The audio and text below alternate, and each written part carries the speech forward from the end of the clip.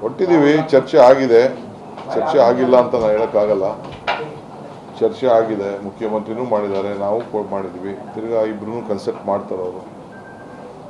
ಅವ್ರೇನು ಹೈಕಮಾಂಡ್ ಏನು ಹೇಳ್ತಾರೋ ನಾನು ಕಾರ್ಯಕರ್ತರು ಕೊಡಬೇಕು ಅನ್ನೋದು ನಮ್ಮ ಅಭಿಪ್ರಾಯ ಇದೆ. ಪಕ್ಷದ ಕಾರ್ಯಕರ್ತರು ಇಂಪಾರ್ಟೆಂಟ್ ಅಂತ ಯಾರಿಗೆ ಕೊಟ್ಟರು ಪಾರ್ಟಿ ಕಾರ್ಯಕರ್ತರಿಗೆ. ಆಮೇಲೆ ಯಾರು ಧ್ವನಿ ಎತ್ತಾರೆ ಅಲ್ಲಿ, ಇದು ಸುಮ್ಮನೆ ಯಾರಿಗೋ ಅನ್ಎಂಪ್ಲಾಯ್ಮೆಂಟ್ ಕೊಟ್ಟಂಗೆ ಆಗಬಾರ್ದು. ನಮಗೆ ಕೌನ್ಸಿಲಲ್ಲಿ ಮಾತಾಡೋಂಥ ಪ್ರತಿನಿಧಿಗಳು ಬೇಕಲ್ಲಿ. ಪಕ್ಷಕ್ಕೆ ಅನುಕೂಲ ಆಗಬೇಕು, ಪ್ರತಿನಿಧಿಗಳು ಬೇಕು. ಅದು ನನ್ನ ಪ್ರಯಾರಿಟಿ. ಅದು ಚೀಫ್ ಮಿನಿಸ್ಟರ್ ಕೇಳಬೇಕು. ಸರ್, ಈಗ ಪೊನ್ನಣ್ಣವ್ರ ಮೇಲೆ ಒಂದು ಆರೋಪ ಬಂದಿದೆ. ಅವರ ಹೆಸರನ್ನ ಬರೆದಿಟ್ಟು ಒಬ್ರು ಬಿಜೆಪಿ ಕಾರ್ಯಕರ್ತರು ಸೂಸೈಡ್ ಮಾಡ್ಕೊಂಡಿದ್ದಾರೆ ಕೊಡಗಲ್ಲಿ. ಅವ್ರ ಯಾಕೆ ಪಾಪ ಅವ್ರೇನ್ ಮಾಡಿದ್ರು?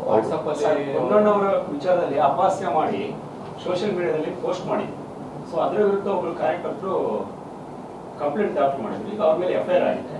ಹಾಗಾಗಿ ಇವತ್ತು ಡೆತ್ ನೋಟ್ ಬರೆದಿಟ್ಟು ಸೂಸೈಡ್ ಮಾಡ್ತಾರೆ. ನನ್ನ ಮಾಹಿತಿ ಎಲ್ಲ ಮಾಹಿತಿ ತಿಳ್ಕೊಂಡು ನಾನು ಸರ್, ಪರಿಷತ್ ಪಟ್ಟಿ ಯಾವಾಗ ಬರ್ಬೋದು?